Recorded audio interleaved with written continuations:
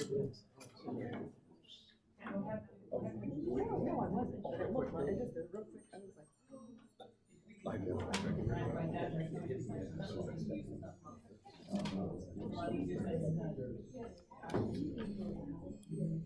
Okay, for the last time, I'd like to call this meeting of the Bloomfield Board of Education to order. Roll call, please. Mr. Abbott? Present. Mr. Bratton? Present. Mr. Johnson? Present. Mr. Mellis? Present. Ms. Parker? present. Pledge of allegiance. Would you join us? Pledge allegiance to the flag of the United States of America and to the republic for which it stands, one nation, under God, indivisible, with liberty and justice for all. Okay. Number 4. We've got approved me as President Pro Tem to go over the new president being elected. Is there a motion? Is there a discussion? Is there a motion? So moved. Is there a second? Second. Thank you. Roll call. Ms. Parker? Yes. Mr. Johnson? Yes. Mr. Abbott? Yes. Mr. Bratton? Yes. Mr. Mellis? Yes. Number 5, budget hearing. Okay, the budget hearing is still required by Fairfield County to be held before the organizational meeting.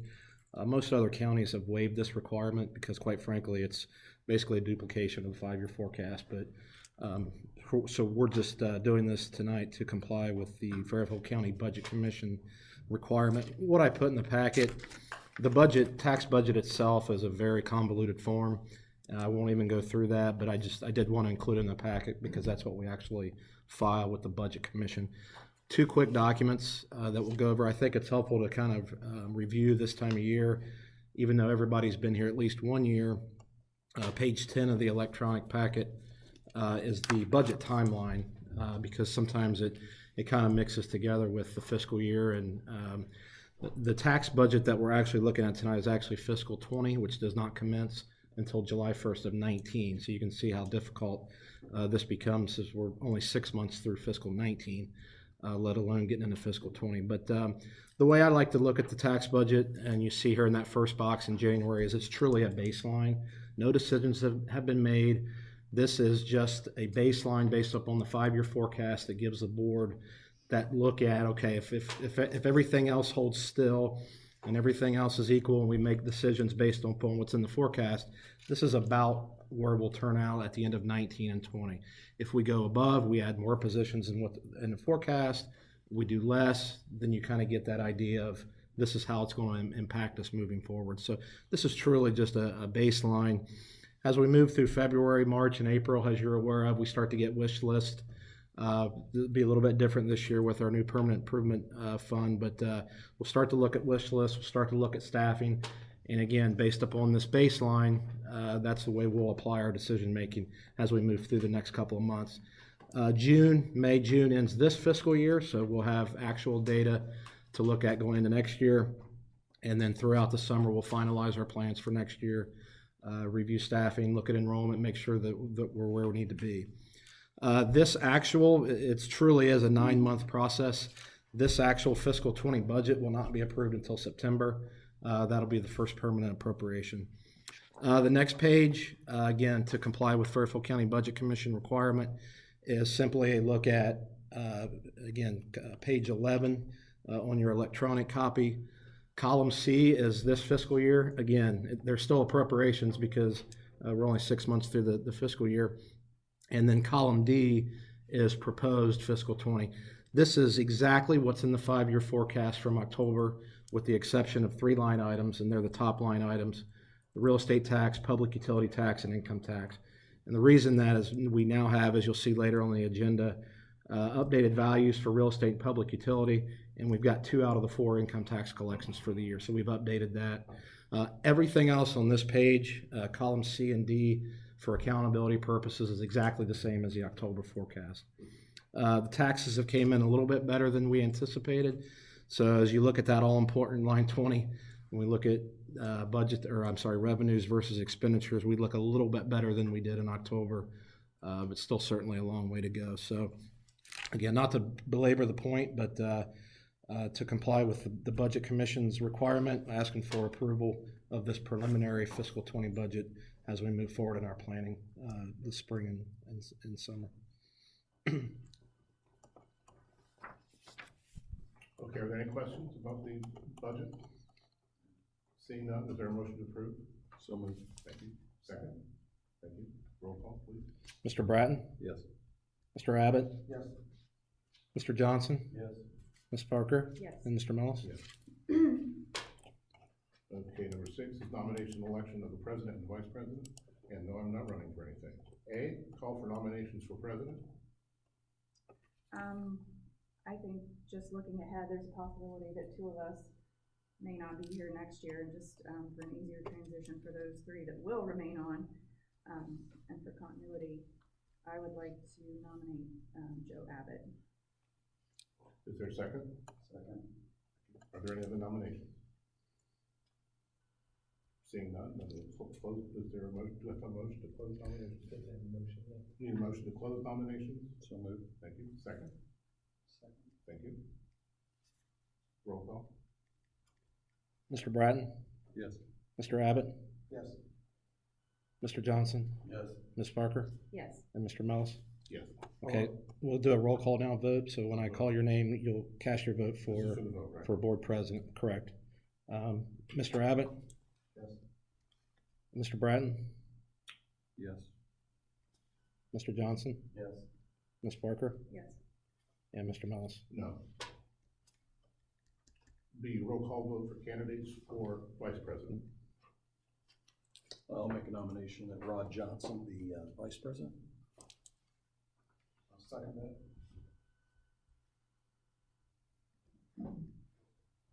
Are there any other nominations? Seeing none, it's time for roll call. 2 items. Who was the second? I'm sorry. I didn't, Mr. Abbott, okay, I have it. So this is to close nominations. Mr. Bratton? Yes. Mr. Abbott? Yes. Mr. Johnson? Yes. Ms. Parker? Yes. Mr. Mills? Yes. We'll now call a roll call vote to cast your vote for vice president. Mr. Abbott? Yes. Mr. Bratton? Yes. Mr. Johnson? Yes. Ms. Parker? Yes. Mr. Mills? Yes. So now at this point, we'll take your role on as president and vice president. So Joe's just gonna proceed over, Right. preside over the rest of the meeting. Okay, so moving on to item number 7, establishment of the regular board meetings to be held at 6 p.m. on the following dates: January 14th, 2019, February 11th, 2019, April 8th, 2019, May 13th, 2019, June 10th, 2019, July 5th, 2019, July 15th. August 12th, 2019, September 9th, 2019, October 14th, 2019, November 11th, 2019, December 9th, 2019. I personally do not see any. I have a question. Yeah. On April 8th, is that a Monday or what? That is a Monday. I may or may not be back from Italy, so whatever. Let me, do you know the dates of your trip? Not offhand. I know it's the last couple of days of March and the first full week of April. Okay. We can You don't have to proceed, or change you guys, we can You don't have discuss, to or we change can move it. I just go with what was discussed. Okay. You might be tired if you are back. Yeah, that's what I figured jet lag too. So. Okay. I've never flown that far. Yeah, get ready. Everybody is okay with those dates at this time?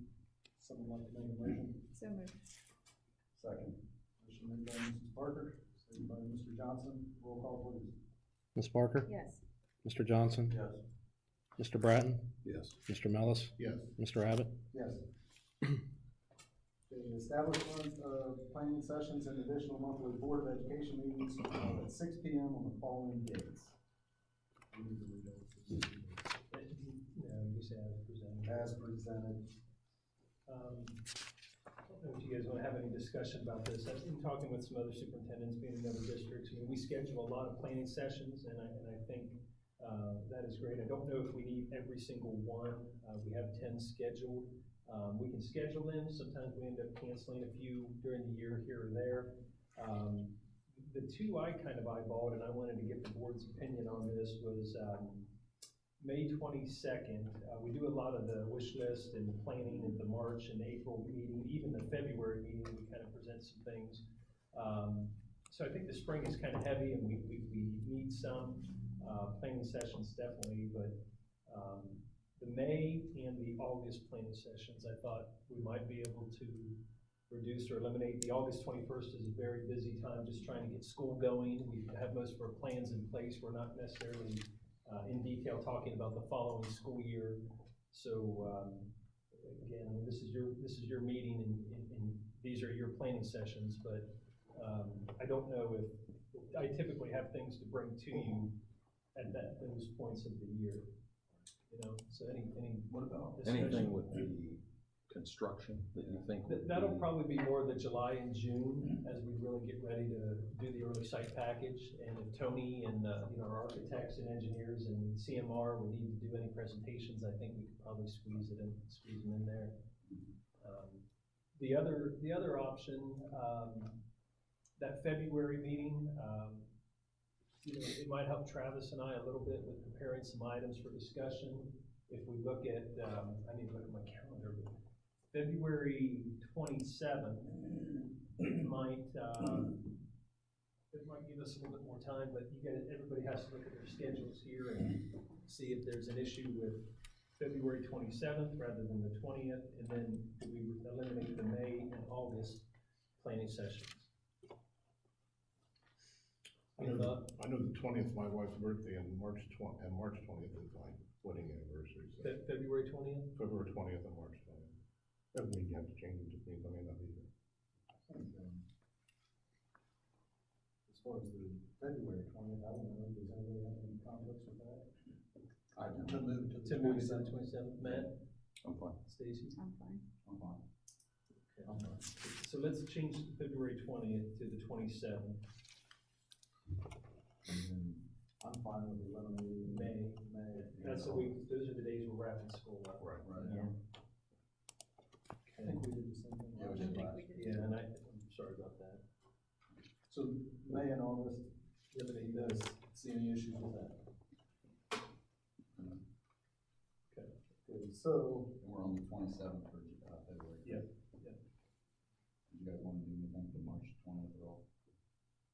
Good with that. I'm okay with that, to kind of get back on schedule. We'll have some things to bring to you. okay, so February the 27th, or 20th will be changed to the 27th. May the 22nd and August the 21st will be removed. Can I get a motion? Motion made by Mr. Johnson, Second. seconded by Mr. Bratton. Roll call, please. Mr. Johnson, Yes. Mr. Bratton, Yes. Ms. Parker, Yes. Mr. Mellis, Yes. and Mr. Abbott. Yes. Okay, moving on to item number 9, request a representative from each of the following categories be available for presentation at the following regular board meetings. As presented. It's over on page 3. Pretty much the same as last year. I moved technology out of January and more towards the end of the year. Maybe a better time to wrap up the year and talk about what some of the needs might be for the upcoming school year. With food services, usually kind of a shorter presentation. I do not see any issue, conflicts. See none, can I get a motion? So moved. Motion made by Mrs. Parker, Second. second by Mr. Johnson. Any questions? Roll call. Ms. Parker, Yes. Mr. Johnson, Yes. Mr. Bratton, Yes. Mr. Mellis, Yes. Mr. Abbott. Yes. Okay, moving on to item number 10. Board member liaison appointments for 2019. Okay, facility manager. Are you guys comfortable with just keeping it the same way we are, especially with the I'll instruction? drop off that one. Figure we got president and vice president now, maybe it makes sense to do that. Which one? A, So, okay, so Mr. Abbott, Yes. I'll remain on that. okay. Okay.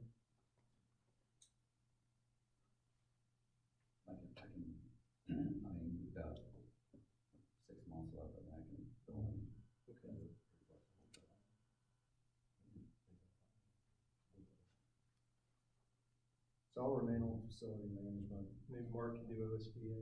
I'll do SBA, I was gonna. Yeah, so you guys flip maybe? That's fine. All right, so Mr. Abbott and Mr. Johnson on facility management. Moving on to personnel and labor management. Millis and Bratton, Mr. Millis and Mr. Bratton have served on that. That'd be, could we keep that? I'm fine.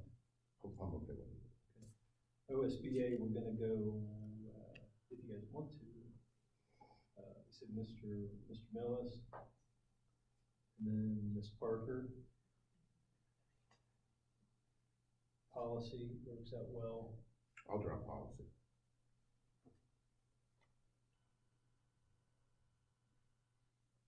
So we've got Mr. Johnson.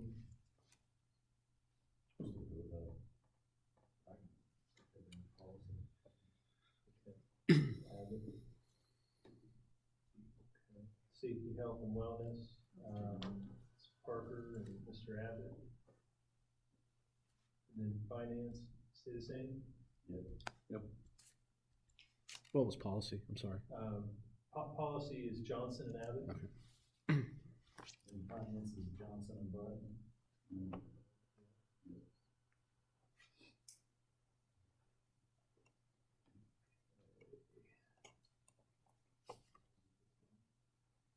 Good.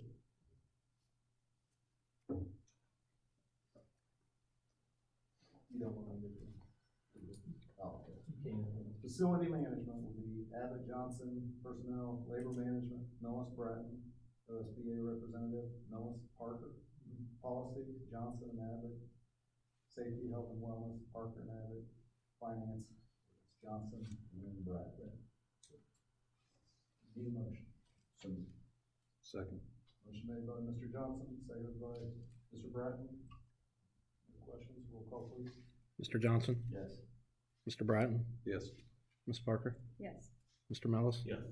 Mr. Abbott. Yes. Okay, item number 11, in order to promote the efficient operation of the schools, consider approving the following standard authorizations, A through E, and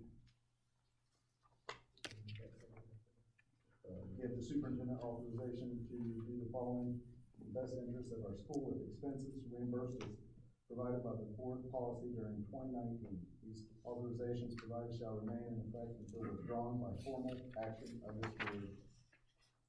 A through E.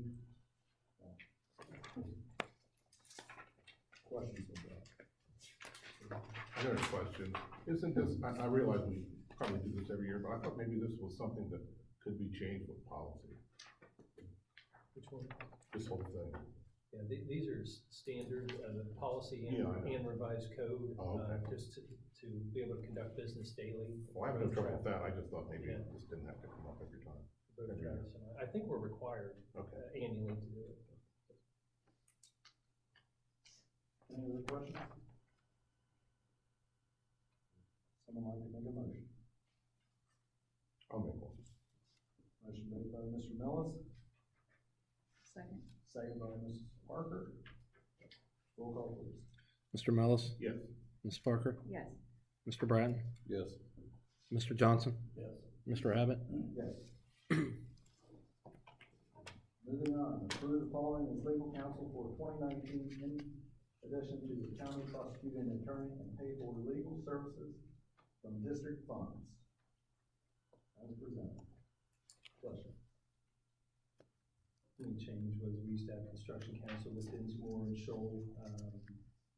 That should just be bond for Dinsmore and Shoal. Bricker and Eckler should be general counsel and construction council.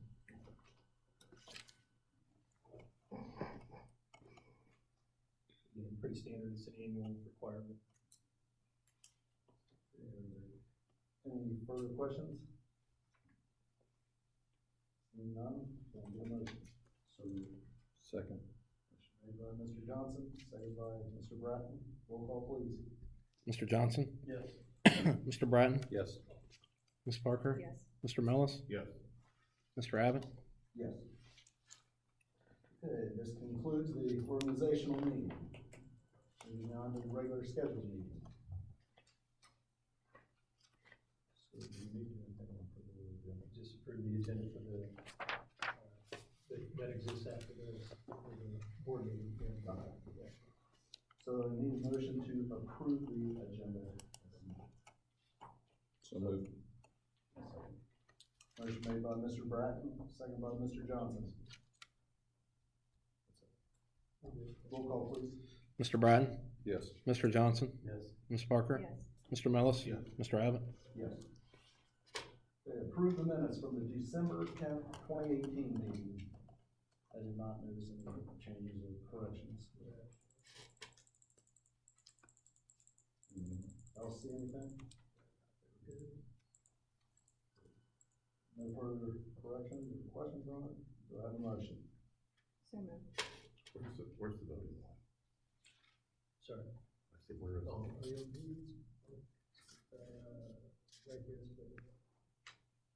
Approve the minutes. Screw that one, okay. Yep. I'm skipping over that. Motion made by Ms. Parker. Second by Mr. Johnson. Roll call, please. Ms. Parker? Yes. Mr. Johnson? Yes. Mr. Bratton? Yes. Mr. Mellis? Yes. Mr. Abbott? Yes. Okay, moving on to public participation. Student services. I'm going to start off tonight with Dr. Freeman, actually just received his doctorate not too long ago. That he is new to the Educational Service Center. This is his first year. We contract through the ESC, as do several other county school districts for gifted services. He's going to start us off tonight. He's got a brief presentation. I know he's got somewhere he needs to be tonight that's very important. And then Mrs. Freeman is our interim director of special education. She will also be giving an update as well. So thank you both for being here. Dr. Freeman? But you're not playing in a basketball game, right? No. Yeah, kids get awards and Yeah. one of them had to leave early. Thank you for the opportunity. So far in the district this year, we have 442 students that are identified as gifted, and that's in grades K through 12. So that, doing just a quick average from K through 12, that's about 34 students in each grade level. We identify students as superior cognitive ability, reading, math, social studies, science, and also visual performing arts. There are 116 students with the superior cognitive ability identification, 225 for math, 142 for science, 264 for reading, 136 for social studies, and then there are 14 for the visual performing arts in grades 10 through 12. So if you notice the trend there, there's a lot more students in reading and math that are identified, and that's more than likely due to the third grade reading guarantee and some of those things that pushing an initiative by the state for those areas. So we're pushing about 27 or 28% of our student population is identified as gifted in some way, correct? Correct. Wow. How does that correspond with other districts in Fairfield County? I have not really looked at those numbers, but it's depends on every district in the county is different. Berne Union does not provide a whole lot of services. Other districts do things differently, so it all depends on the district. But by law, we are required to identify Right. students, we're not service students. We do a very good job servicing students at a very young age, all the way up through our high school. Correct. And that starts in third grade, where we do our majority of service for students. And that's done at the intermediate school through a gifted intervention specialist. And then at the middle school, we have enrichment classes, grades 5 through 8. And then at the high school, let me take that back. We also do acceleration for math at the middle school. And then at the high school, we do acceleration for science. And at the high school, we have advanced courses, advanced placement honors, and college credit plus courses. So we service those kids and do that very well. Students receiving services have a written education plan in place. And then the other area that we can service students is through acceleration, early entrance into kindergarten, subject acceleration for individuals, and also whole grade acceleration. Right now, there are 318 students that receive gifted services in the district versus the 442 that are identified. It's because we start our gifted services in grade three pretty much, except a few kids that have been accelerated whole grade levels. Right now, there are 203 accelerations within the district. That's not 203 students, because a student can be accelerated in multiple areas, including that math. They're accelerated in math in the middle school, they're accelerated the rest of their career in high school, so in those courses. So they may be accelerated both in math and science, and then college credit plus courses. Identification of students are, we identify students in grades 2 and 4 through whole grade testing. And then we also identify with the measures of academic performance, or academic progress. That's the MAP testing that we do in this district, and that's the identification for the reading and math. So then, therefore, we have multiple opportunities for reading and math, so there definitely find some additional students there. Right now, to date, we've had 24 individual referrals within the district, and there are, each referral can be superior cog, reading, math, social studies, and science. And right now, out of those 24, I've done 41 different tests for those areas, by students. Any questions? Thank you. All right, thank you, thanks, all right, I know you gotta get going, so happy night, be careful, okay? And this is, a lot of you might remember, Ms. Freeman, you were probably the principal of a few people up here, weren't you? Teacher. Yeah. Right, yes. But, And you still ended up okay. Yeah, we still ended up okay. Mrs. Freeman is with us as our interim director of special education. She's done, all I can say is good things at this point. She's a hard worker, she listens well, she works well with people, just easy to get along with, and she's resourceful and can certainly find answers, and you know, she doesn't pretend to know all the answers. None of us know them all, it's impossible, but she does a good job of finding the answers, talking to the right people, and following up with families. So I just want to thank you for helping us out so far. Oh, you this are year. welcome. You're welcome. I thought I'd take a few moments tonight to talk about how we identify students, the process we go through, and then I'll talk a little bit about our numbers and some of the challenges we face on a daily basis. So the first thing we do is when a teacher or parent recognizes that a student has a problem, we bring them to what we call an IAT meeting. At these meetings, we have a group of people and we decide on what types of interventions we want to do to try to help the student academically, socially, emotionally, or in any other way that they are having problems. These interventions usually take about 6 weeks or 8 weeks, depending on the student, depending on what we're trying to provide for them. If at the end of the intervention period, the student is making success, then we do not go on with the IEP process. One thing we need to remember though is if at any time during that IAT process, a parent or a teacher suspects a learning disability, at that time, we move on. After a parent or a teacher says, you know, I think there's a learning disability, we have 30 days to get parent permission. And after getting parent permission, we have, that's called a referral. We have 60 days after we get the parent permission signed to do the evaluation. Evaluations for different students look different depending on what the suspected disability is or where the student is having problems. It could be something as simple, not simple, but it could be something like cognitive testing and academic testing. But if we have a student who has a lot of problems, we may look into occupational therapy, physical therapy, social emotional.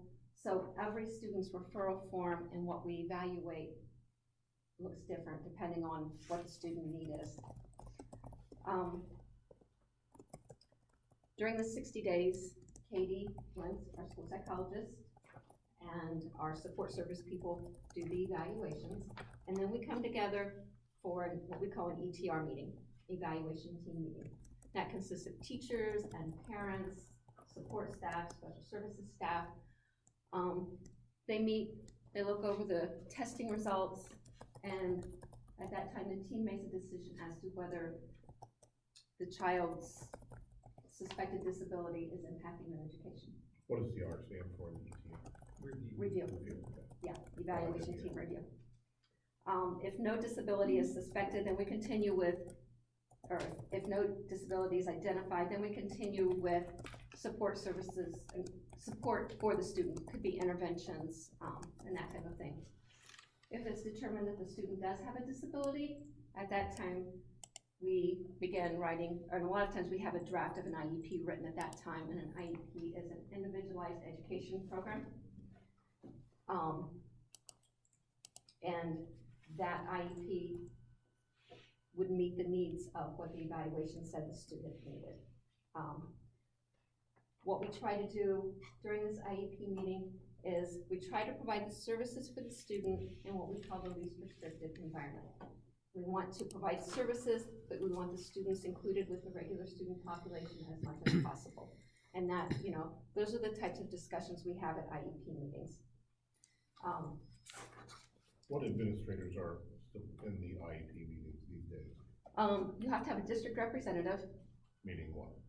That could be me, that could be a principal, or Katie Wentz, Could be an assistant principal. could be an assistant principal, yes. But not a guidance counselor? Guidance counselor is not required, but a lot of I times. mean, guidance instead of an administrator. Years ago here in this district, that it was done, I was just curious. I've never put a guidance counselor as part of, as a I'm not saying district you did, I'm just representative, saying. yeah. It was a common practice way They, back when. they often participate because they're dealing with Yes. students But it was that, never there during basketball. that have a lot of information. It wasn't. It was what, We had a person who was never there during the basketball season. You Oh. draw your own conclusions there. but in this district, it's practice to have an administrator, Katie Wentz, serve as the district rep. We implement the IEP. IEPs have to be reviewed every year, and then students go through full evaluations every 3 years. And at that time, we decide if a student is still eligible, or if the services we provided have gotten the student to the point where services are no longer needed. And of course, that's always the goal when we have a student on an IEP. We want to take care of the deficits and get them back into the regular education program as much as we can. So once they're in the IEP, they're in it for 3 years.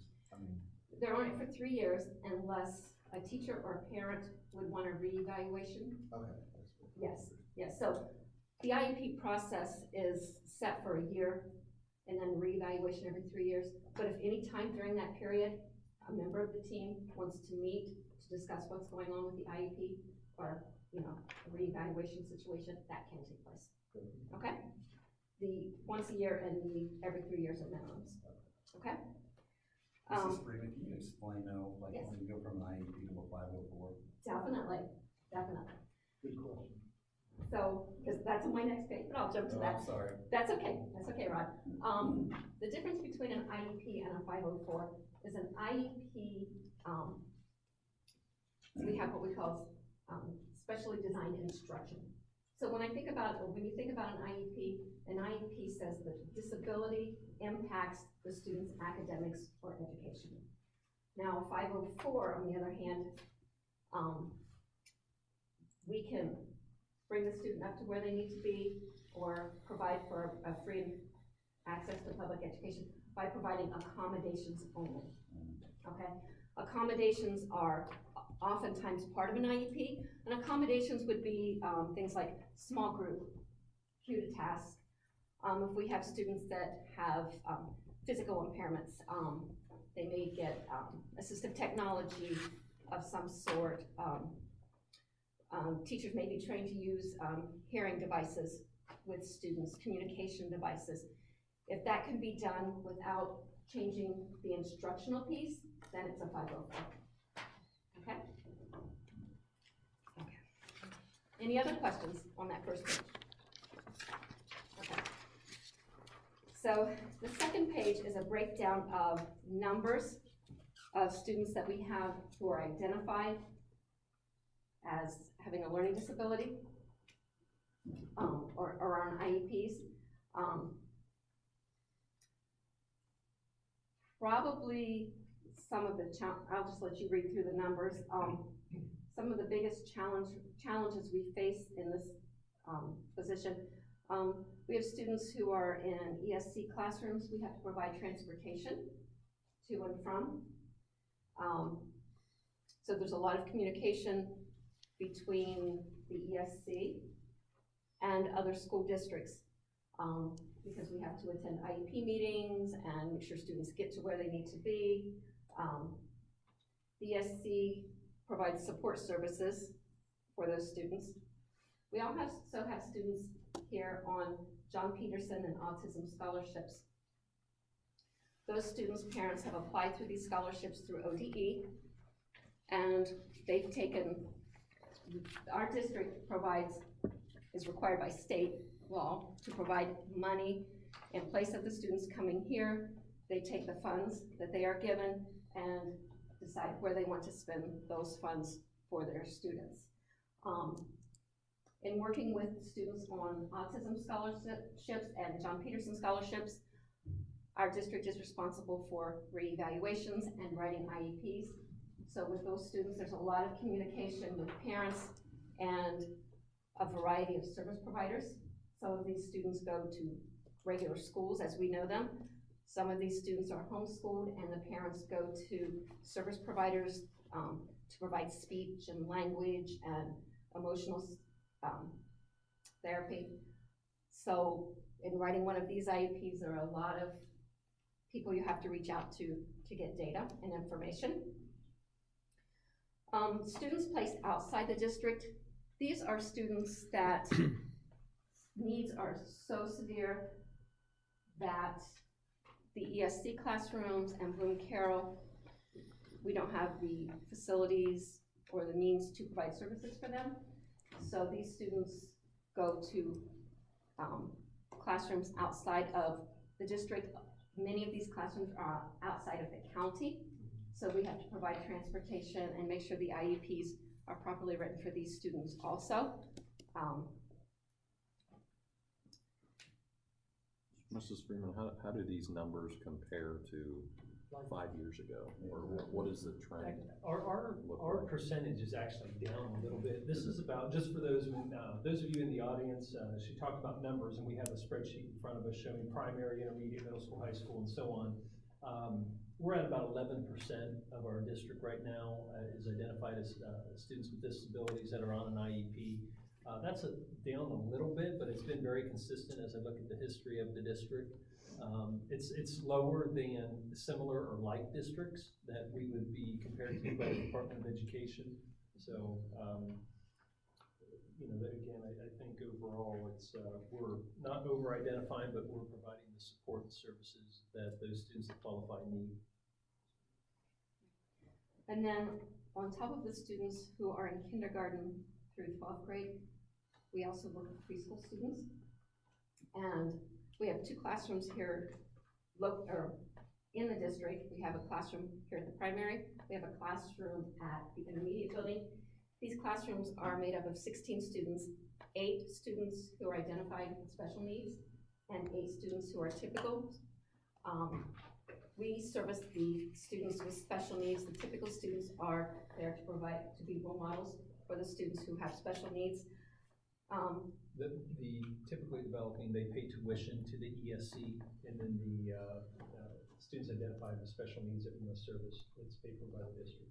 We also provide transportation for the special needs students. So we have a bus that goes and picks up the preschool students. There's 8 in each classroom.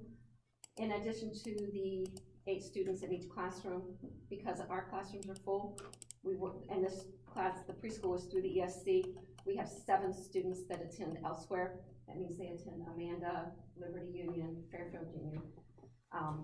And then we have 4 students who are receiving itinerant services. And itinerant services, sometimes the teacher or the speech therapist would go into the student's home. In some cases, if a student is in a daycare center or another preschool, then the services are provided at that preschool or at that daycare. And then Rod was asking about 504 plans. We have 50 students in the district receiving services on a 504 plan. And like I stated before, the biggest difference between a 504 and an IEP is the specially designed services. Does that student need direct instruction or some other type of instructional program to be successful academically, other than just providing accommodations? Does anybody have any questions about what we do? Yes. Yeah, I've got a question. This does say special services at the top of the page. I have a neighbor who has a child that has a speech impediment. When they come over to tell me what they wore when they went out for Halloween, even the mother has trouble understanding. Doesn't the county office have to help with possible diagnosis of someone who has a speech impediment with help, or am I wrong? Yes, and it depends on the age, but there are services even before the ages of 3 to 5 that we are required to I get. think this one's 4, I'm guessing. Okay, and there's a very good chance, without using names, that student is receiving some speech services if they've been identified and I qualified. don't know if they've been done. Yeah, and in that case, all a parent needs to do is call the ESC and say, you know, I suspect my child has a problem with such and such, and that could be the evaluations. Thank you. Thank Any you. other Good job. questions? Thank you. Thank Keep it you. up. Thank you. Appreciate it. Travis, does anyone else signed up? Oh, sorry. No, we're good. It's a little different than A little last one. different. Okay, sign up. Todd, are you sure? This is your chicken. Moved on, Tom. Okay, moving on, item number 4, treasurer's recommendation and reports. Okay, thank you. Item A is approve the December financial statements, total expense $9,619,836.71. Of that, a little over $8 million in the consortium expenses. You have the financial statements in your packet, as is customary. Page 30 with the executive summary. Again, I had this in last month's executive summary. November and December are really stressful if you're having cash flow issues because they're the lowest revenue months of the year. Some good news in December. This is the 5th consecutive year that we've had a medical and dental premium holiday, meaning that the employees had no premiums withheld from their checks during the month and still kept their coverage. There was no drop in coverage. It was just a premium holiday.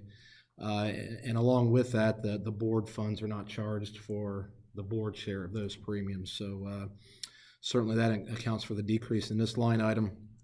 And again, as I've said before, the ability to forego a month of premiums is a direct benefit of being self-insured through the consortium as opposed to being traditionally insured through a Blue Cross or Anthem or some of the bigger companies. So that's always a good thing in December that we've been able to do.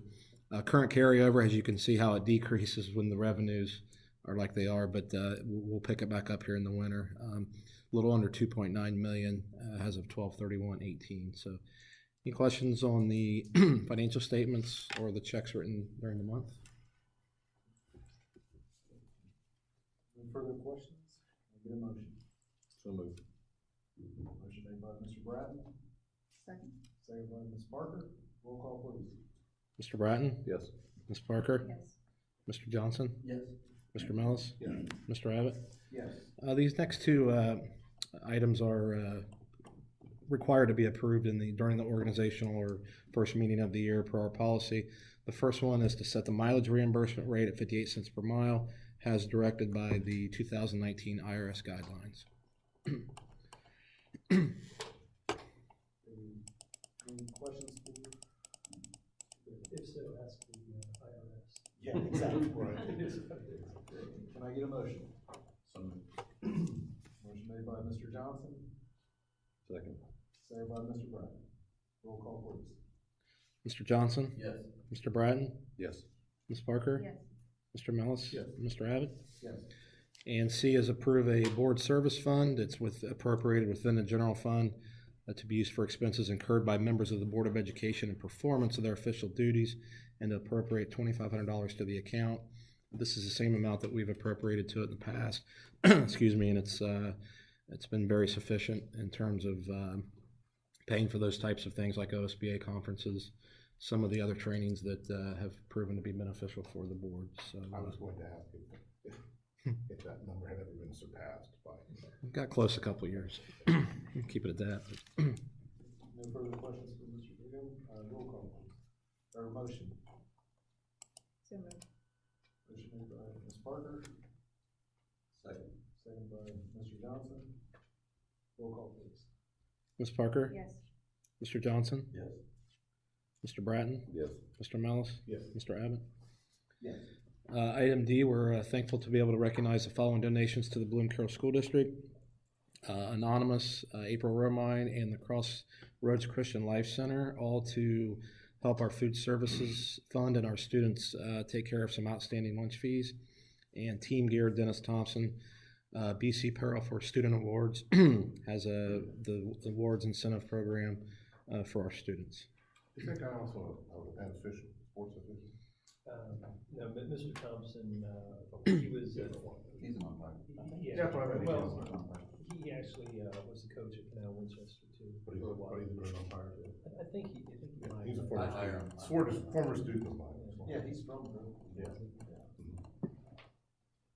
Okay, no further questions? Someone like to make a motion? So moved. Second. Motion made by Mr. Johnson, second by Mr. Bratton. Roll call please. Mr. Johnson? Yes. Mr. Bratton? Yes. Ms. Parker? Yes. Mr. Mellis? Yes. Mr. Abbott? Yes.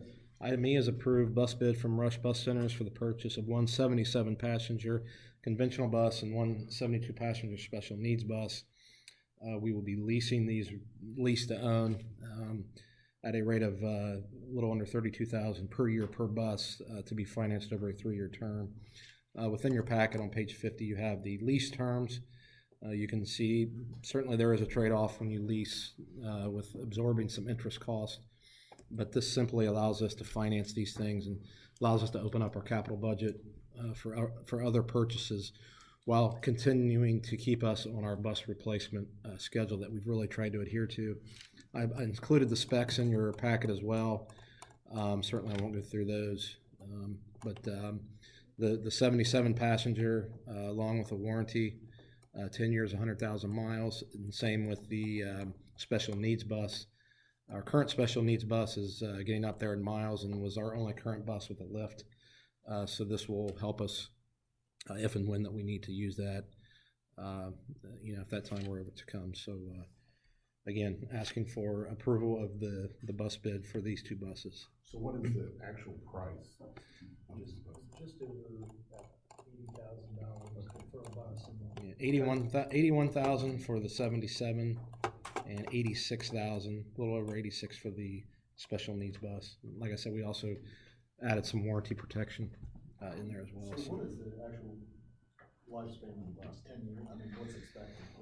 I think we asked you this last year. Depends on the route, but. It depends on the route. A lot of our buses get up to 200,000 miles. 10 years is about right. Sometimes a little longer. And if you're leasing this to buy, what's the cost at the end of the? $1. I mean, Okay. it's truly a capitalized lease that Okay. we take ownership at the end. So do they ding you for the amount of miles or anything? No, Okay. it's truly just a financing as opposed to a per mile lease that. Yeah, I mean, over the 3 years, you're only paying like 10,000 inches. Okay, any further questions? Can I get a motion? So moved. Motion made by Mr. Mellis, Second. second by Mr. Johnson. Roll call, please. Mr. Mellis, Yes. Mr. Johnson, Yes. Mr. Bratton, Yes. Ms. Parker, Yes. Mr. Abbott. Yes.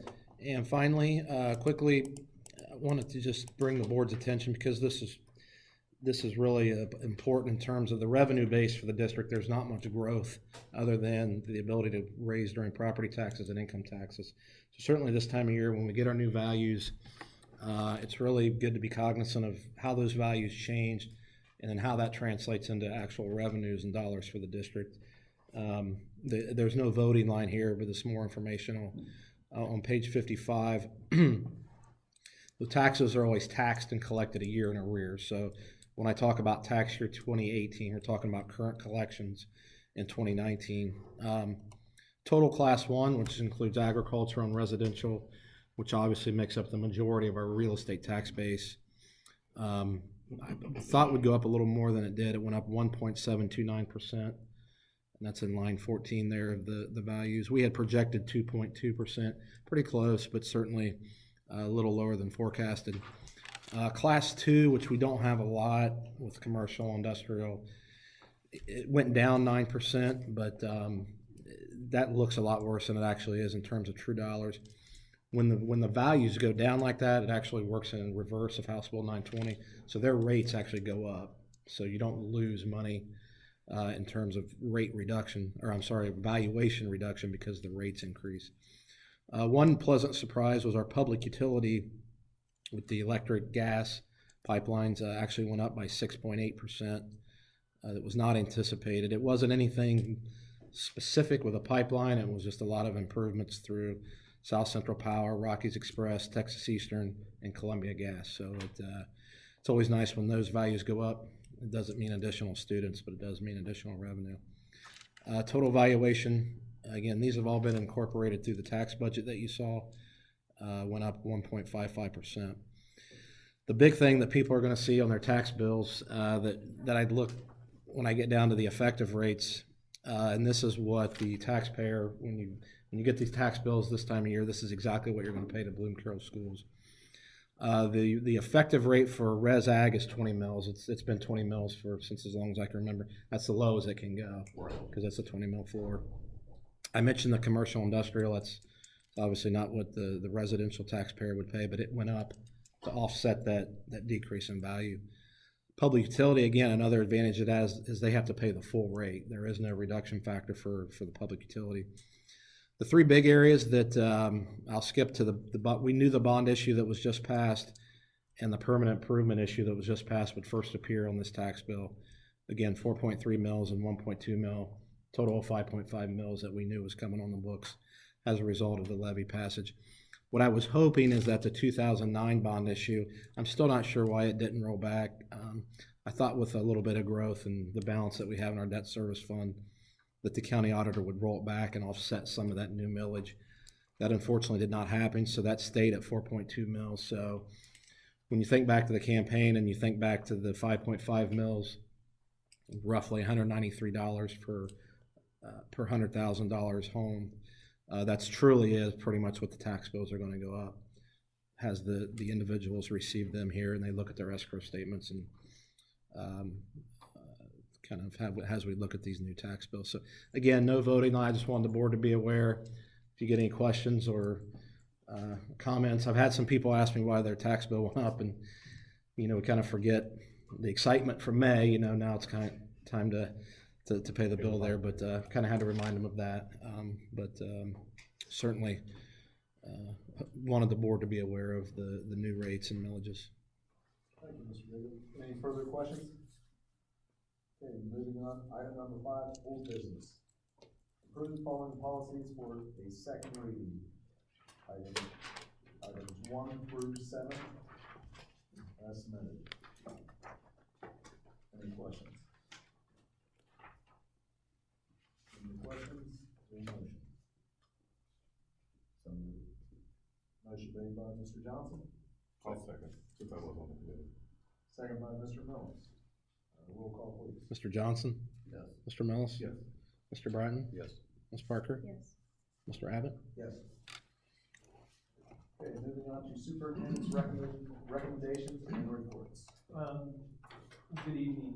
First of all, in your packet there should be a certificate. OSBA recognizes January as the Ohio School Board Recognition Month. I sincerely want to thank each and every one of you. You're in a thankless position. You are in a very important position, what you do for our community and what you do for our students and the decisions that you have to make. So I just, again, wanted to recognize you and thank you for your service to our district. I look forward to another good year. Again, the certificate's in your folder. They gave us a fancy poster back here. Maybe we'll do a picture of some of them later. Who knows if we have time. But again, congratulations and thank you, all of you, for your service to our district. The second semester got off to a good start. I know I was ready for my kids to go back to school even though I was working. I'm sure a lot of other parents were too, but we've had a good start to the second semester. we wrapped up the first semester, just before the holidays, and we had a lot of holiday programs. And, the musical, A White Christmas, was outstanding by our performing arts program. Hopefully, the attendance was very well attended when I was there. And, the students are amazing. It's really neat to see what we've done by alternating with middle school plays and high school plays and what we're building and the talent of our students, that's, really coming to light at an earlier age now because we're doing some, middle school, theatrical productions and musicals. So it was outstanding, and I just want to recognize all the students that participated in our holiday programs, especially A White Christmas, and our directors and some other staff members that helped and volunteers that helped with that performance. So it was outstanding. I told you that we had some online parent-teacher conference scheduling coming soon. We got information out with specific instructions. It's really kind of, people feel comfortable, they can kind of walk themselves through it. That'll open up January 17th, which is on Thursday, where they can start scheduling for conferences in late January and early February. And then we started the design development design stage. Remember, there's a 4-stage process to the design process, and we've started design development. We're going to start getting into more details. We had a very good schematic design of the site, the building. We made very good use of space. We've had a lot of input and a lot of ideas, and we've had to tweak things here and there. I know in February we will continue to work with our architect, and Travis and I will be participating in focus group meetings with teacher representatives, special education, food service, maintenance, art teachers, librarians, music teachers, physical education. Just about every group you can think of will have a focus group time to focus on their area and start to look at the actual development of their workspaces. We have a community forum coming up in March as well. We've had a community forum during each of the first 2 design phases, during programming and the schematic design. And it's just really neat to see this process and all the involvement. It's going well so far. So, and I obviously want to acknowledge our architect and their team and our engineers and our construction management firm as well. They're doing an outstanding job, very easy to work with. And then the high school will be having an assembly on, I think it's on Wednesday. Maria's Message. Don Taberry from Channel 10 will be here, and that'll be at 1 o'clock. Just a message to our high schoolers about the dangers of distracted driving, and just trying to really make sure we convey to them about the importance of safe driving. So Don Taberry will be here with us. Again, it's called Maria's Message. I think that's it for my report. Are there any questions about any of those items? Yes, Mr. I got a question, and I'm not saying you're not doing it correctly, because I think you are, but I remember with the other levy for this building, I mean the one that, first couple times it didn't pass, but it seemed like there was a forum where maybe 50 people showed up, but it wasn't really, there weren't really the committees, I don't believe, like there were. And so are you planning on doing something like that? Forums? Yeah. Yeah. Can anybody go to the forum? Yeah, or not? yeah. Those are open. We probably had 50 people at the I know, I've been to a couple. schematic design. Programming, we had around 30 people.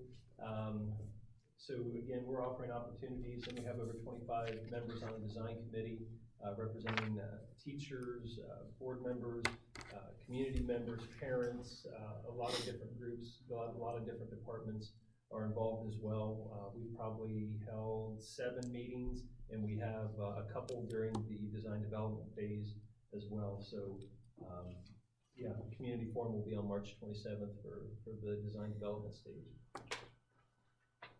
Any other questions? Okay. Let's move on to 6B under students and programs. Recognize the first semester students of the month at the high school. Jessica Lambert, Michael Kirk, Joe Cruz, and Emily Osborne. At the middle school, Rylan Cunningham, Michael Whitcraft, Olivia Blankenship, Tessa Brooks. At the intermediate school, Eliana Roberts, Brian Freestadt, Landon Hansel, Bernasia Risper. At the primary school, Abby Johnson, Will Hinkle, Emily Volby, and Mason Cook.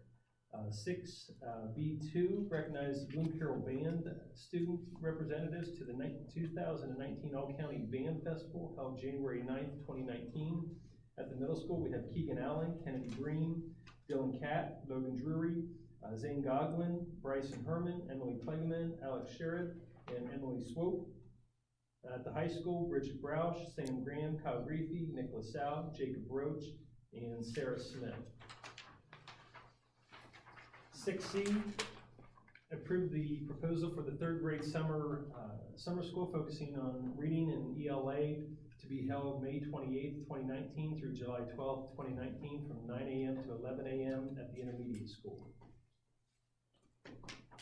Okay, we need a motion to approve D 1, 2, and 3. As presented.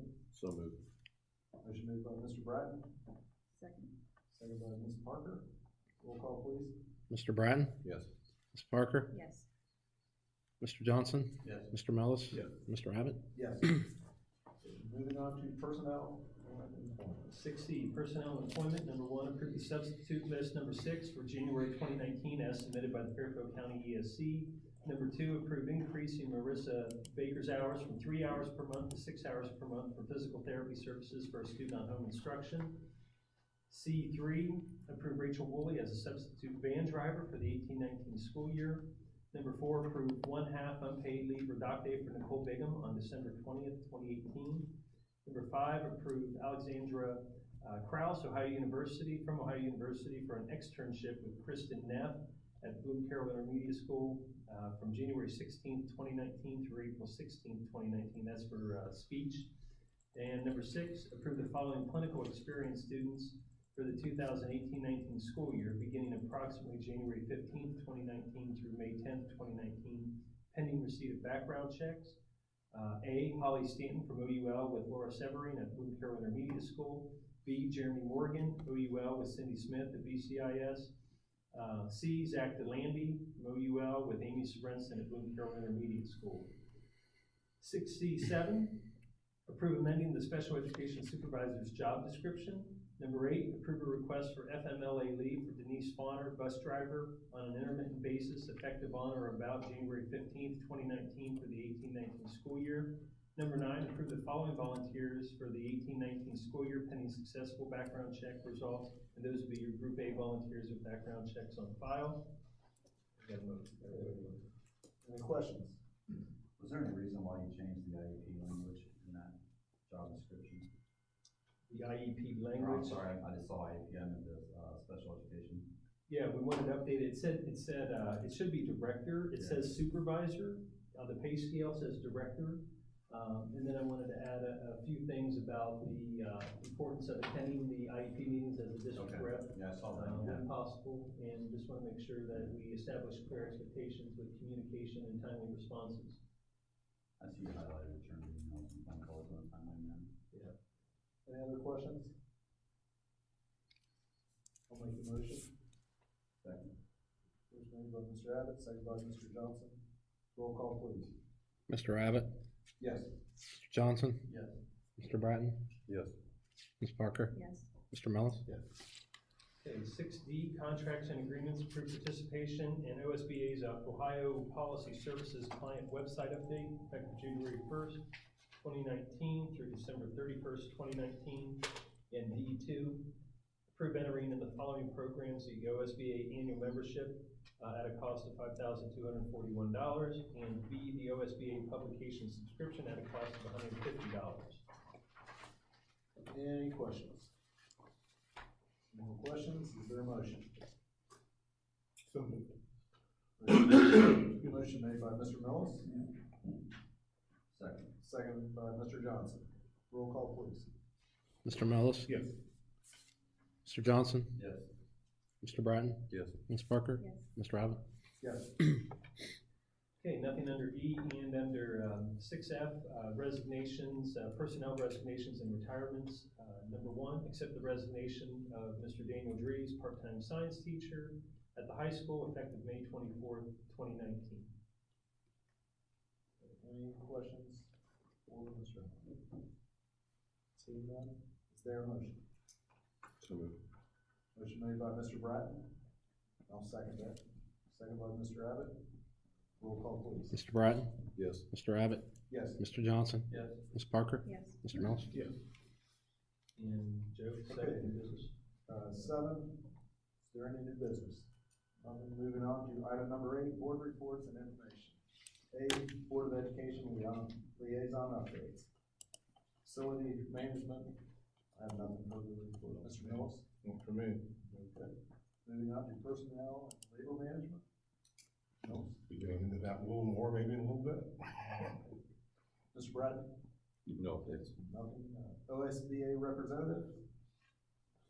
No, Do we have to have a separate representative for, I had this thing I filled out, there's a couple certificates I may be getting from OSBA about having a legislative liaison.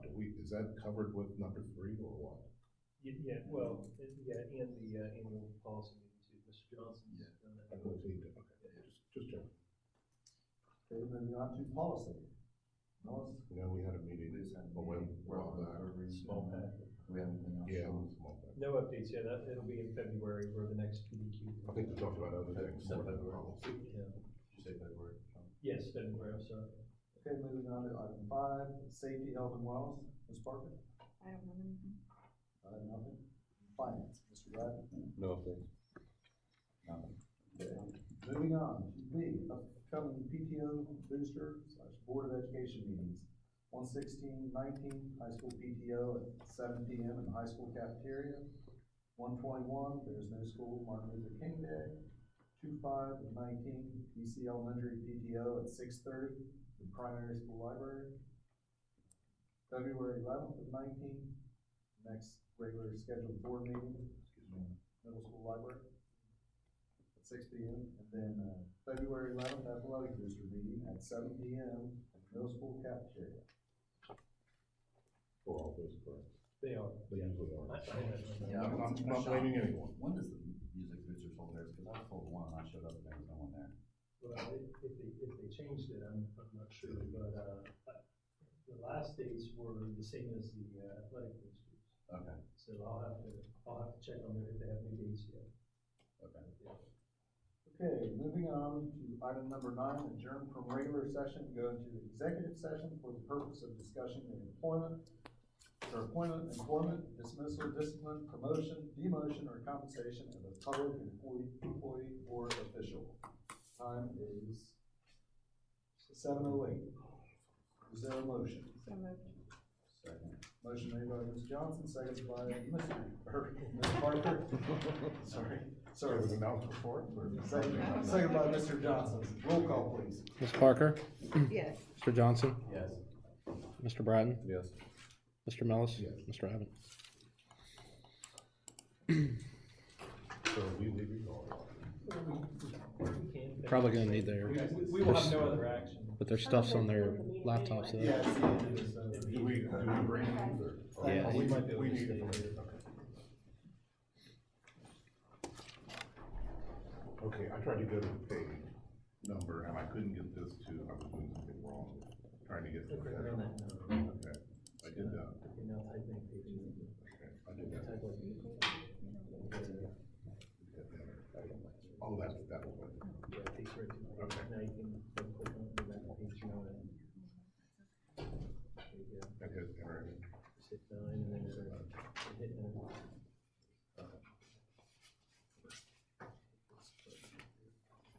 This one? Yeah. Oh, Okay. You can also just- you're saying something about my eyesight? I did. It's really not that bad. Okay, wanna get one thing out of the way here besides Travis and I, just kind of give you an update on where some things are. Again, nothing's changed really with, the